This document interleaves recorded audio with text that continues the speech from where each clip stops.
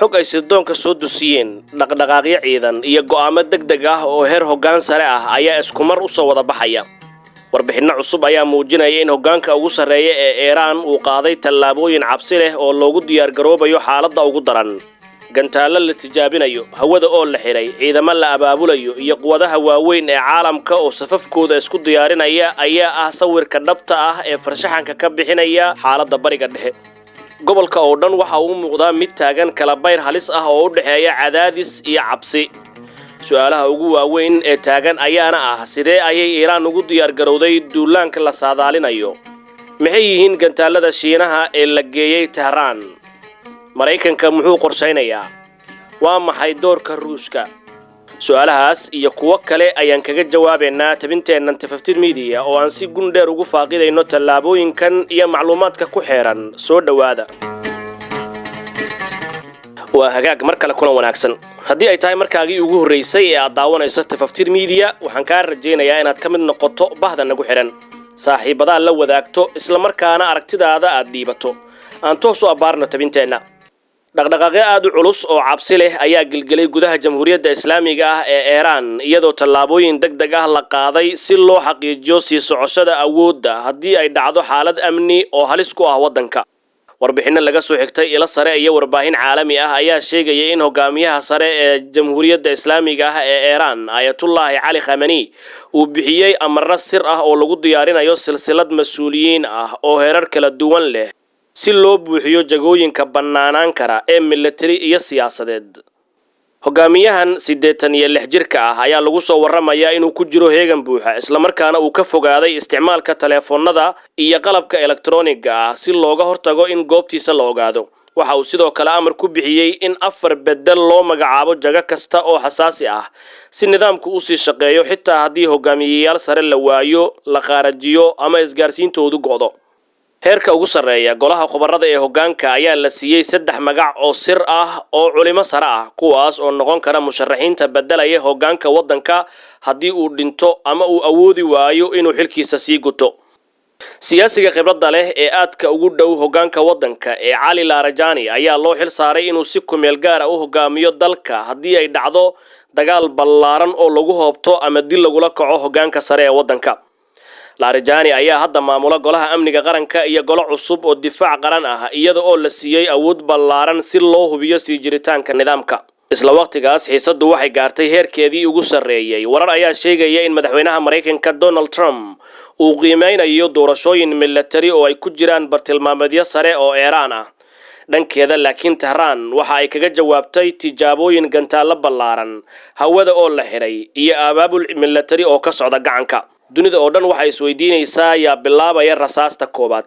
war rasmi ah oo ka soo baxay Tehraan ayaa sheegay in qaybo ballaaran oo hawada dalka ah la xiray si loogu diyaar garoobo howlgallo gantaalo. duuliyayaasha ayaa loo diray digniino ku saabsan aagag halis ah oo ku yaala koonfurta waddanka, iyada oo hawada laga xiray duulimaadada rayidka saacado badan. mas-uuliyiin ayaa sheegay in tani aysan ahayn dhoolatus caadi ah, balse ay tahay awood muujin ku soo beegantay xilli xiisaddu karkarayso. xaaladda waxaa sii cusleeyay dhoolatus badeed oo wadajir ah oo Iiraan iyo Russia ay ku sameeyeen badda Cumaan iyo badweynta Hindiya. maraakiib dagaal oo Ruushku leeyahay ayaa ku sugan dekada Iiraan leedahay, iyada oo la tijaabiyay gantaalo ka hortaga maraakiibta, gaar ahaan agagaarka marinbiyoodka muhiimka ah ee Hormuz. fariinta la dirayo waa mid cad, taasina waa Iiraan inaysan kaligeed ahayn. dhanka kale Mareykanka ayaa si weyn u kordhiyay joogitaankiisa military. maraakiib waaweyn ayuu soo dhaweeyay, diyaarado dagaal ayuuna ku daabulay saldhigyo aaga ku dhow. warar sirdoon ayaa sheegaya in mid ka mid ah saldhigyada ugu waaweyn ee Mareykanka ee gobolka bariga dhexe laga daadgureeyay ciidamo iyo qalab xasaasi ah. khubarada militarigu waxa ay sheegayaan in daadgureynta noocan ah badanaa ay dhacdo 2 xaaladood midood. waa ta koobaade cabsi laga qabo weerar lala bartilmaameedsado, ama talabaad oo ah u diyaar garowga weerar saf ballaaran oo ay qaadaan. warbixinno ayaa tilmaamaya in suurtagalnimada labaad ee ah isu diyaarinta weerar ay u dhowdahay.